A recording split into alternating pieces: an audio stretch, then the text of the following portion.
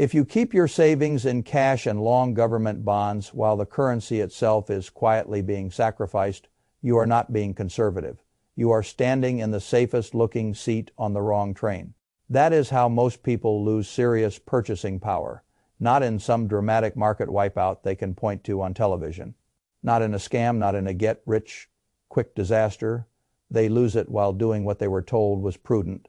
They sit in cash, they buy government paper, they collect a respectable little yield, they feel mature, they feel disciplined, they feel insulated from risk, and all the while the measuring stick in their hand is shrinking. That is the mother line I want you to understand, because if you miss it, everything else in this story will sound like noise. Most people think inflation is rising prices. That is not how I think about it. Rising prices are how ordinary people notice inflation after the damage has already started. Inflation itself is the deliberate expansion of money and credit beyond what the real economy is producing. Prices are the bruise. The inflation comes from the punch. Governments do not fight inflation in the way the public imagines. They manage your perception of it. They talk about temporary factors. They point at oil, at shipping, at weather, at unions, at greedy companies, at geopolitics, at anything that keeps your eyes away from the printing press and the balance sheet. They do that because once the public understands that inflation is a policy choice, not a weather event, confidence in the currency begins to change. And when confidence in the currency changes, the whole system changes with it. That is where we are drifting. Now, I want to be precise here. I am not saying that tomorrow morning everyone wakes up, throws cash in the street, and starts buying canned beans and gold bars in a frenzy. Real breakdowns do not begin that dramatically. They begin in the mind. They begin when people slowly realize that the official story is not matching their lived experience. They look at the statistics, and then they look at the grocery bill, they look at the CPI report, and then they look at what happened to coffee, rent, airline seats, insurance, energy, restaurant meals, and anything else they touch in daily life. They notice that the numbers on television do not feel like the numbers in the world. That realization is the seed. And once that seed grows, people start behaving differently. That is what the Austrians understood very clearly. Long before modern commentators turned inflation into a public relations issue, Ludwig von Mises laid out the end stage with brutal honesty. Eventually, the public wakes up to the fact that inflation is deliberate, that it will continue, and that holding money becomes a losing proposition. Then the rush begins. People stop wanting the currency itself. They want anything real, anything useful, anything scarce, anything that sits outside the reach of whatever authority is cheapening the unit. That is the crack-up. Boom. Most people hear that phrase and imagine prosperity. It is not prosperity. It is the final manic stage of monetary distrust. Asset prices soar in nominal terms, not because the world has become richer in substance, but because the currency measuring those assets is becoming less trusted. People do not buy because they need the thing. They buy because they do not want to be the one left holding paper. While paper is visibly losing purchasing power, that distinction matters. The boom is not a sign of health. It is a sign of flight. Now let me show you why I think this matters right now. The first clue is always the money supply itself. If you want to understand inflation honestly, stop staring first at the CPI and look at the quantity of money. That is the source. Governments can doctor indices, change basket weights, smooth components, revise formulas, and bury the public in technical language. They cannot hide forever from the broad expansion of money and credit, because that expansion eventually pushes its way somewhere. It may enter financial assets first. It may land in housing. It may show up in commodities. It may arrive in groceries later, but it always leaves tracks, and those tracks are visible.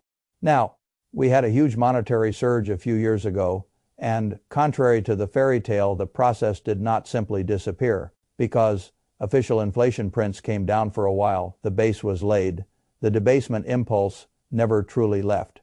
In fact, central bank balance sheets stopped shrinking meaningfully and began leaning back toward expansion again. That is not an accident. It is a necessity inside a system that has grown addicted to support. That is the second clue, when balance sheets start growing again. While the public is still being told inflation is under control, you should understand the authorities have not solved the disease. They are simply trying to manage the symptoms while preserving a story. Now bring in energy. A lot of people make the mistake of saying oil causes inflation. I think that is a sloppy sentence. Oil can intensify price pressures. It can act like an accelerant poured onto an already vulnerable system. But high energy prices alone do not create a sustained inflationary regime out of nowhere. What they do is expose and worsen the fragility inside a system that has already been debased and overstretched. That is what is happening. Now, oil disruptions, supply constraints, and physical tightness are adding stress to a system already weakened by overissuance, fiscal crowding, and monetary manipulation. So people look at oil and say, that is the problem. I say oil is the amplifier. The problem is the state of the currency and the policy structure behind it. And here is the irony. Markets often quote oil at one number, but the real delivered price in distressed conditions can be far higher. That tells you again that the visible screen price is not always the economic reality. The same thing happens with inflation more broadly. The official quote and the lived reality drift apart. And when they drift apart long enough, public trust drifts apart as well. That is when behavior changes. Now, let me come to one of the most important signals in the whole piece, because I think it reveals the mechanism better than 1,000 pundit panels ever could. Look at the relationship between average house prices and gold. Most people think about houses in pounds or dollars, and gold in pounds or dollars. I like ratio thinking better because it strips out some of the illusion. If the ratio between a house and gold collapses, something important is being revealed. Either houses are getting cheaper in real terms, or gold is rising relative to paper money, or both. In a crack-up environment, the ratio often tells you less about housing wealth and more about the condition of the measuring unit. That is the point most people miss. When you need fewer ounces of gold to buy the average house than at prior historic lows, it is not merely a curiosity. It is a message about the currency. It means the paper unit is losing ground against monetary metal faster than the public story acknowledges. And if house prices are still rising in nominal currency terms while that ratio is breaking down, then you are not looking at healthy wealth creation. You are looking at nominal uplift powered by a weaker measuring stick. That is the crack. Up-boom logic in one frame. The house goes up in pounds, gold goes up even more in pounds. The public says housing is strong. The deeper story says the pound is weakening as a store of value.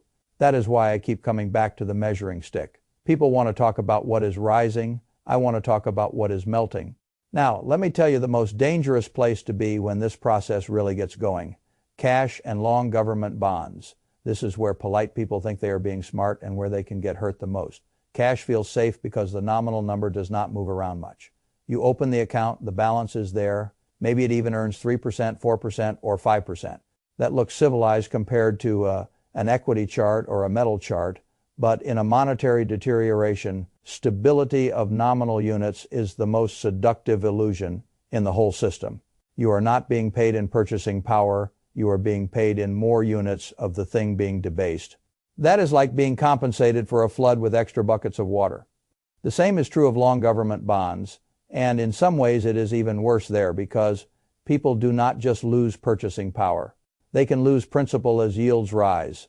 The public has been trained by a 40-year bond bull market to think of government paper as the safe anchor in the portfolio. That training was valid in one regime. It is dangerous in another. Here is the simple arithmetic. If inflation pressures rebuild and trust in the currency, deteriorates, investors demand higher yields to hold government debt.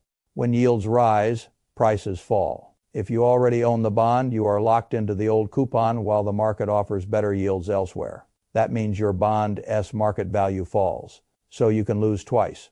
First in real terms because the currency is buying less. Second in market terms because the bond itself is worth less if rates move higher. That is a very ugly combination. And I think too many people still do not understand how regime-dependent their bond assumptions really are. From the early 1980s until roughly the pandemic era, falling yields were a tailwind for asset prices. Credit creation, housing, and confidence. If that great bond bull is over, then a lot of old portfolio logic is simply living on borrowed time.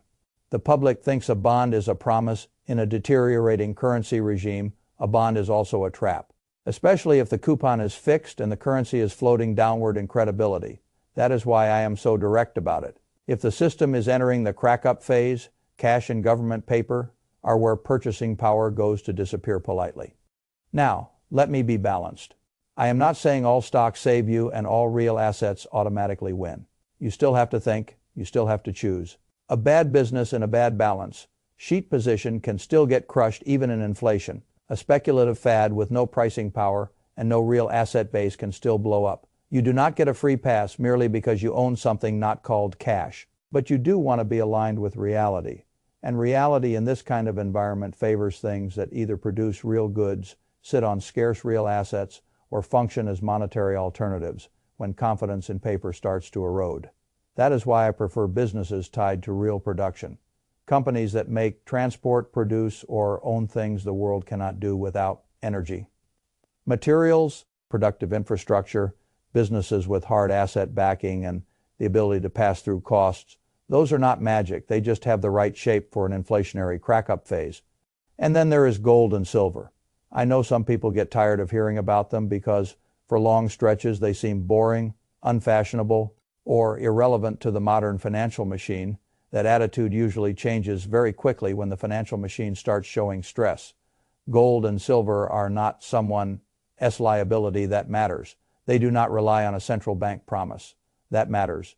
They sit outside the digital chain of expanding claims and collapsing trust. That matters even more.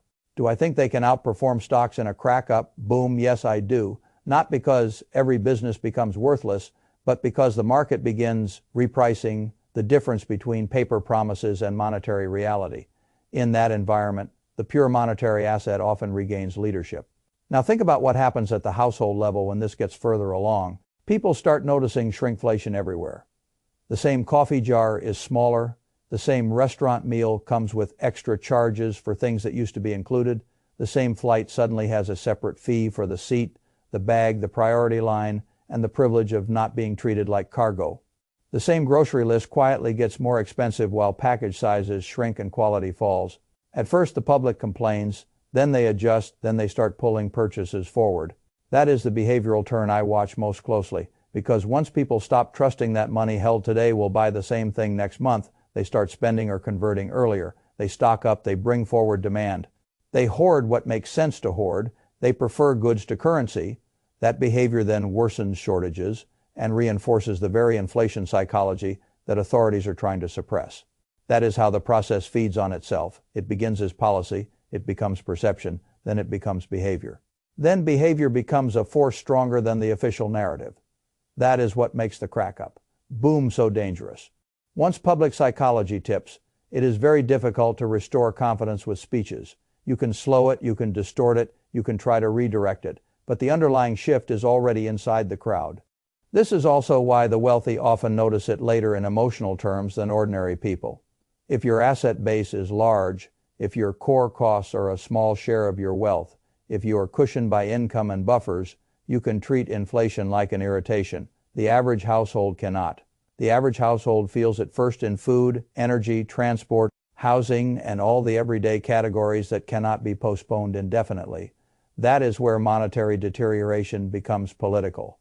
Not in theory, in coffee jars, heating bills, rent, and the size of the receipt.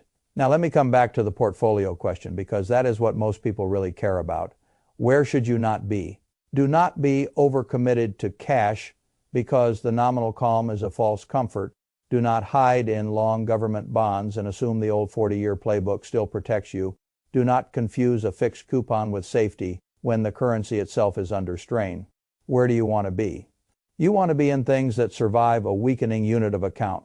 Gold and silver selected equities tied to real production, hard assets, possibly housing or land, but only if you understand that nominal price rises do not automatically mean real wealth rises. You still need to think in ratios and purchasing power. What matters is not that the number goes up in paper currency. What matters is that the thing you own preserves or expands your claim on real goods. That is the test. And that is where most people fail because they are still thinking in nominal terms. They say, my savings account is yielding 4%, my bond is yielding 5%, my house is up 8%, my stock is up 12%. Those numbers are meaningless without asking compared to what? Compared to the actual loss in purchasing power, compared to what gold did, compared to what food did, compared to what housing costs did, compared to what the real cost of living has done after official data smoothing, shrinkflation, and quality adjustment are stripped away. Nominal thinking is how people stay poor inside rising statements. Real thinking is how they protect themselves. If I had to reduce the entire situation to one decision, it would be this. Do you want to be holding the thing being sacrificed or the things people rush toward when they realize the sacrifice is permanent? That is the real portfolio question. The powers that be will do everything they can to keep you comfortable enough not to notice. They want you to stay in the pot.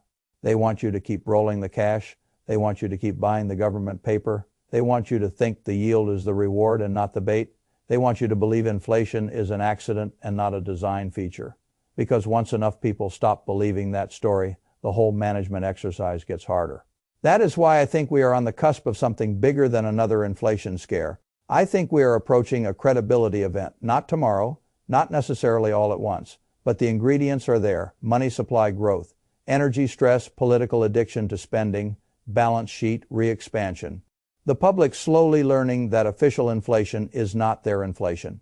The early signs of anything but currency behavior, those are not isolated facts, that is a pattern. And when patterns line up, I pay attention. Now let me be honest about one more thing. These processes can take longer than people think, and they can also move much faster than people expect once psychology flips. That is why this is not a call for panic. Panic is what late people do. I do not want you panicking. I want you repositioning. There is a difference. Panic is emotional. Repositioning is rational. Panic buys random things. Repositioning buys the right things. Panic happens after the crowd turns. Repositioning happens before the crowd admits it has turned. That is the difference between being acted upon and acting. So if you want the plain Buffett version of everything I just said, it is this. Inflation is not a weather problem. It is a policy problem. The visible prices are not the disease. They are the symptoms. The most dangerous place in a monetary crack-up is the place that looks safest in nominal terms. The right assets are not the ones with the prettiest official yield. They are the ones that hold their claim on reality when the unit of account starts losing credibility. And the people who come through these periods best are not the ones who waited for permission from economists, politicians, or central bankers. They are the ones who noticed the measuring stick was melting and stopped saving in the measuring stick. That is the whole point.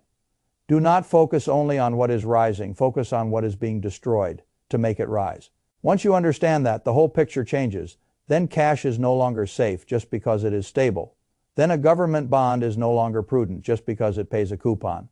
Then a new high in nominal stock prices no longer automatically means prosperity. Then a rising house price no longer means you are richer without qualification. Then gold and silver stop looking quaint and start looking like insurance against an official policy that has moved from hidden to obvious. That is the mindset shift. And once you make it, you stop behaving like someone waiting to be told the truth. You start behaving like someone who already sees what the numbers, the shelves, the bills, and the ratios have been saying for a while. Now, the currency is the thing under pressure. And in the end, that is the only fact that matters.